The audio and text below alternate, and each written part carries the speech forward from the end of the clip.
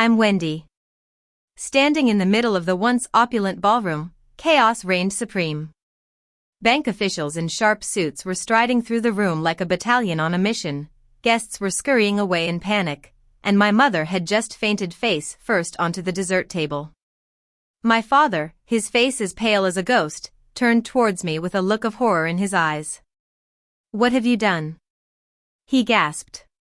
I took a slow sip of my champagne, a sense of calm washing over me. Stop overreacting. By sunrise, every asset was frozen. As I stood there, the memories came flooding back, taking me back to the day my world was turned upside down. I was a regular girl, living an ordinary life. My parents, Richard and Lily, were the owners of a high-end fashion brand based in New York City. They were always the life of the party, charming everyone they met, but little did I know the dark secret they were hiding. It all started when I decided to buy my first apartment. I walked into the bank, full of excitement and hope. The banker, a serious-looking man named Mr. Thompson, sat behind his desk, poring over my credit report. As he studied it, his eyes widened, and he stared at me as if I was a criminal.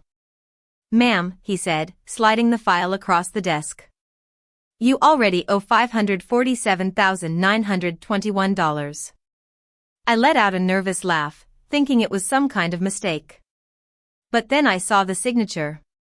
It was mine, dated when I was 16 years old. At 16, I was more concerned with makeup and hanging out with my friends than understanding the complexities of loans. The loan had been used to fund my parents' fashion brand. While my classmates were stressing over exams, my parents had quietly signed me up for a mountain of debt. I was furious. How could they do this to me? I confronted them that night at dinner. My father, Richard, was swirling his expensive red wine, a smug look on his face. My mother, Lily, was sitting there, looking as if she had done nothing wrong. "Family sticks it out for family," Richard said, smirking. "Stop overreacting."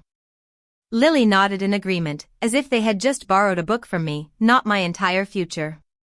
That night, I was seething with anger. It felt like there was a fire burning inside me, but instead of lashing out, I decided to bide my time. I put on a smile and played the role of the obedient daughter. For the next 10 months, I attended every family gathering. I complimented my mother's gourmet meals and helped my father prepare for the brand's 25th anniversary gala. They had no idea that I was planning my own form of celebration. As the legal owner of the debt, I had access to all the loan documents. I spent hours poring over them, looking for a way out. And then, I found it. Hidden in the fine print was a tiny clause. If the borrower reported the loan as fraudulent, the bank could immediately seize any assets purchased with those funds. The brand's warehouses, the luxury cars, and the penthouse apartment in Manhattan that my father loved more than anything. The night of the gala finally arrived. The ballroom was filled with 350 guests, all dressed in their finest. My father stood at the front, raising a crystal glass. "To family," he declared. That was my cue. I took out my phone and tapped send. Within minutes, the room was filled with the sound of buzzing phones. Lawyers entered the room, followed by the bank officials. The guests were in a state of shock. They started to scatter, and my mother fainted onto the dessert table.